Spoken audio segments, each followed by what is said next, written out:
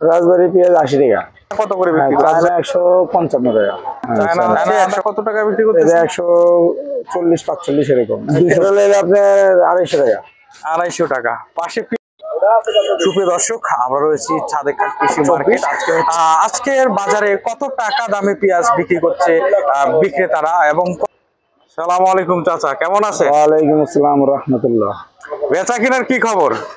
বেচা কিনি ঈদ ভাঙ্গা বাজার তো, ঈদ ভাঙ্গা বাজারে বেচা কিনি একটু কমই হয়, খুব একটা বেশি না।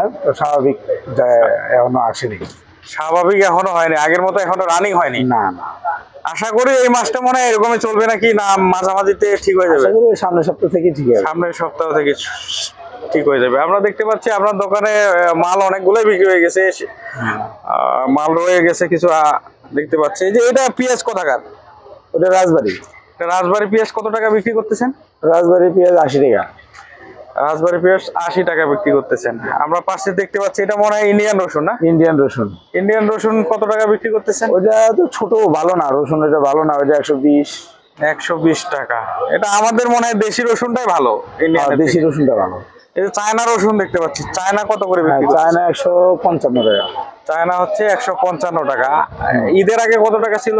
ঈদের আগে 160-65 এরকম ছিল। 5 টাকা কমে গেছে। হ্যাঁ, 5-7 টাকা কমে। কেজিতে 5 টাকা কমে গেছে।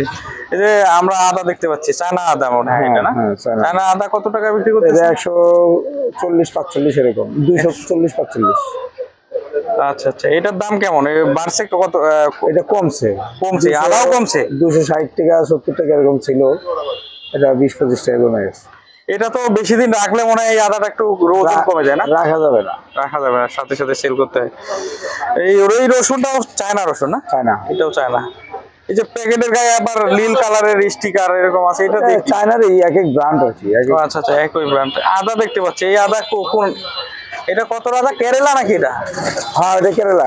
কেরালা কত রাখতেছেন? কেরালা আপনার 250 টাকা। 250 টাকা। পাশে পেঁয়াজ আবার দেখতেছি, এই পেঁয়াজ গুলা টপ পেঁয়াজ, একটা সুন্দর পেঁয়াজ দেখতেছি। এই পেঁয়াজটা মানিকগঞ্জের পেঁয়াজ কত টাকা বিক্রি করতেছেন? এটা 82-83 টাকা। পাবনার পেঁয়াজ নাই?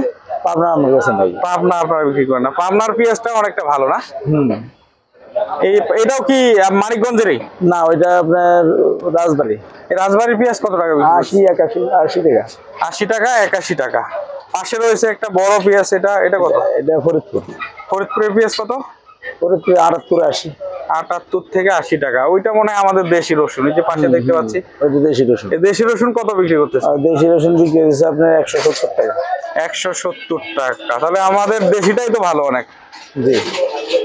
আপনারা দেখতে পাচ্ছি যে লাল আলু কত টাকা বিক্রি করতেছেন কেজি? লাল আলু বিক্রি করতেছে আপনার 49-50।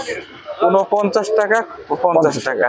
আচ্ছা, আমাদের এখানে যদি কেউ আপনার এখানে যদি কেউ মাল রাখতে চায় কত টাকা কমিশন নেবেন আলুতে? আলুতে আপনার 70 পয়সা কমিশন। পেঁয়াজে 1 টাকা। পেঁয়াজে 1 টাকা। রসুনের 1 টাকা। রসুনের 2 টাকা। রসুনের 2 টাকা। আচ্ছা আচ্ছা, সুপ্রিয় দর্শক, আমরা রয়েছি আব্দুল্লাহ এন্টারপ্রাইজে।